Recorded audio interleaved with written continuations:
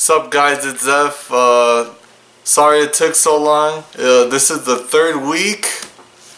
Finally get to film my review of The Crow Girl by Eric Oxlund. And this book's roughly 800 pages, that's why it took me so long, but finally got through it and it was worth every damn word. Alright, so let's just get right into it. The first thing that I really liked about this book is it has nothing to do with the story, but what I really liked was how unconventional this book is compared to every other book I read. It kind of goes against the grain of what defines a book, I guess you could say. The first thing is the author, Eric Oxlund. It's actually two authors. Two Swedish authors by the name of Jerker Eriksson and Håkan Alexander Sandquist. I'm not sure if that's how you say it. Maybe you have to have like a gay undertone to say his name. So a little backstory about these two authors.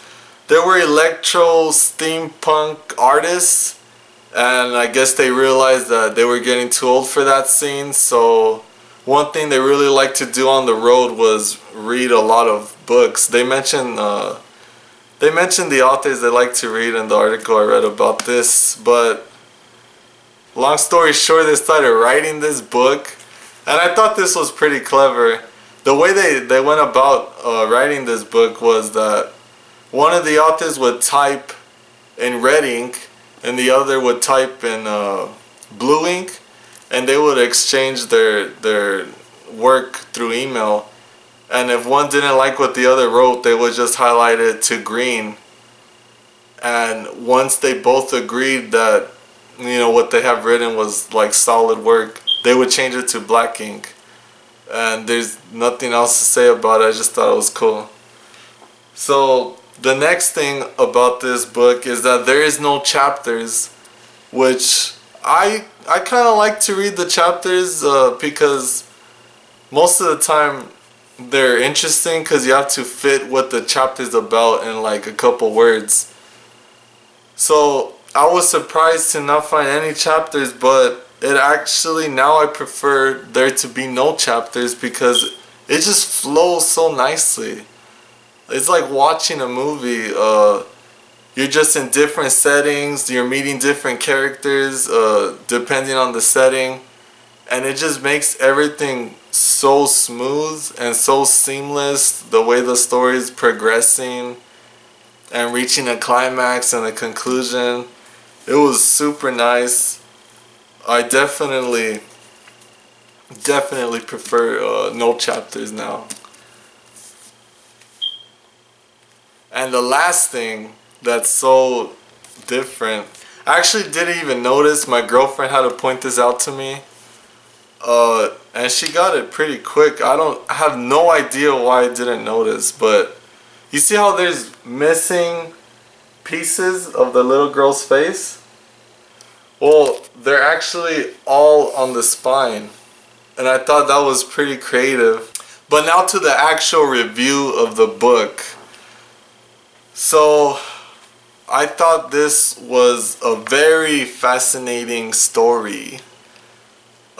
There's some psychological elements when when the authors are describing the killers and the criminals and stuff like that.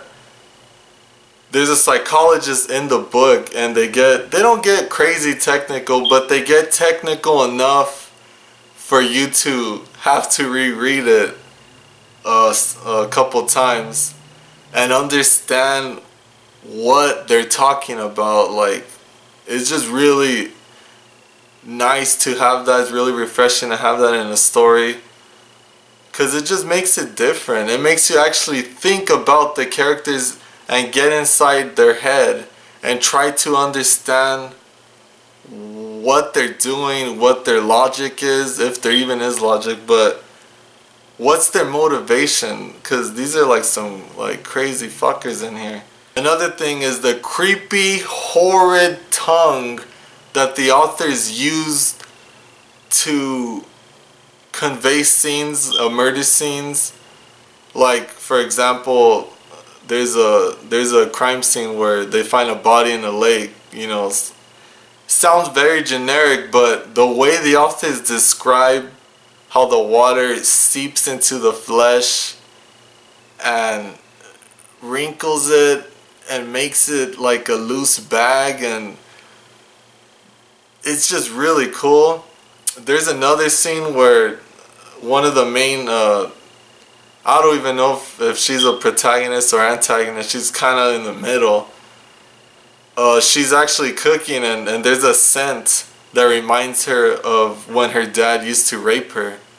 And the way that she gets that flashback and the way they describe the scent, it seems like you went through that trauma also. It seems like you're remembering that bad memory. And it's just really crazy how talented these authors are. And this is their debut novel. It's not like they've written like a million books. You should definitely, if you enjoy suspenseful movies, crime movies, read this book. Just go and read this damn book. It's good for the soul. So as always, remember to subscribe, like, and comment. Thank you so much for watching. I really appreciate it. I'm going to do a book review very, very, very soon. Till next time.